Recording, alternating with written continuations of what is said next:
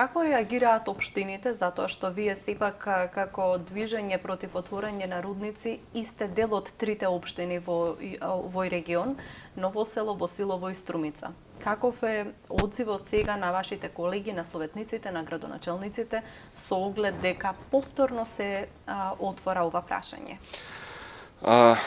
Одлично прашање. Моментално во тек е акција во сите општини ги поставиме локални прописи кои што ќе го регулираат точно таа сфера врз основа на Законот за екологија, но и врз основа на Законот за минерални суровини. Моментално има отпор во нашите општини да се стават на дневна ред и да се разгледуваат тие прашања, бидејќи политичките партии очигледно не се сигурни што сакаат и даваат мешани сигнали, што не е добро, бидејќи сепак тоа може да биде протолкувано и во насока дека калкулираат, односно не сакаат да излезат од зоната во која што евентуално би биле и напаѓани од граѓаните, баш заради негативните ефекти, но и од друга страна према индустријата. Вие ја поднесовте ли во општина Струмица таа точка? Да, ја поднесов пред 2 седмици, но за жал уште не е ставена на дневен ред. Има некаков одговор зошто не е на дневен ред? Одговорот е дека всушност се разгледува, па дали ова е во некаква колизија со некои други закони, но тоа е баш чиста работа, во смисла точно определени се точките на поврзување каде што локалната власт има влијание врз централната власт, во случајот Министерство за економија, бидејќи Министерство за економија секогаш мора да бара мислење од општините пред да издаде концесија за детални геолошки истражувања, а доколку општината даде негативно мислење, тогаш Министерство за економија е задолжено да издаде исто негативно мислење. Односно, согласно Таков случај имаше во Гевгелија за баш рудникот на Кожув.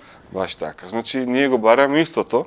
Упорни ли ќе сте со поднесување да се сигурно. најде на дневен ред? И мислите ли дека ќе успеете да ги протуркате во советите со оглед дека еве во Босилово беше тргната од дневен ред?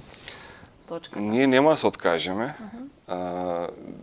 Се повеќе ќе има притисок врз советниците. Ги мобилизирате повторно граѓаните, активистите кои што ве поддржуваат? Значи, имате состаноци сега? Имаме и состаноци, дел од нив во многу мал број беа и присутни во Босилово на јавната седница.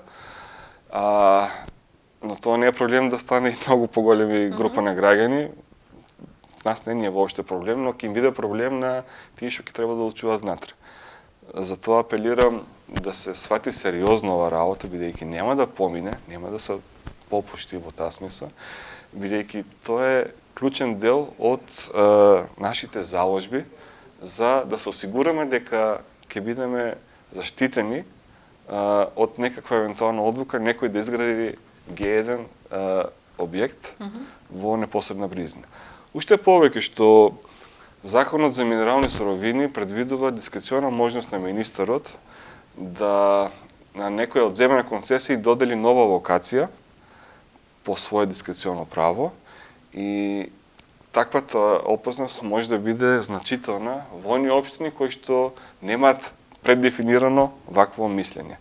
Ние на овој начин помагаме и на општината, значи да не мора секогаш да гласа поединечно за секој нов предлог, ги заштитуваме граѓаните да бидат сигурни, завршуваме работа и Министерство за економија, бидејќи тие однапред ќе знаат дека во тие општини што има така изгласано, нема да може да помине такво нешто, но и самите инвеститори да не се надеваат дали во одредена општина може да алоцираат ресурси, да инвестираат во предистражни постапки, едноставно да се знаат дека во тие општини стратешки одлучено да нема такви рудници, да нема Г1 за тешка геолошка индустрија.